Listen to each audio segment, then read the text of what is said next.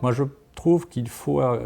accentuer, valoriser le rôle des avocats en amont. C'est-à-dire que les avocats sont des interlocuteurs qui permettent de pacifier, qui permettent d'accompagner les entreprises, qui permettent d'anticiper. Le plus tôt possible, dans une opération, quelle qu'elle soit, que ce soit une opération d'acquisition, une opération commerciale, une opération technique ou une opération de fabrication, le plus tôt les avocats, les juristes, les spécialistes du droit seront mis dans la boucle, le mieux fonctionnera l'accord et le mieux fonctionnera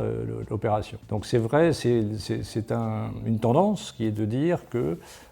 les juristes, les avocats, les spécialistes techniques, que ce soit d'ailleurs n'importe quelle profession, hein, il n'y a pas que les avocats, mais pour les avocats, il y a tout un pan de développement de leur activité qui est un pan d'anticipation, d'accompagnement,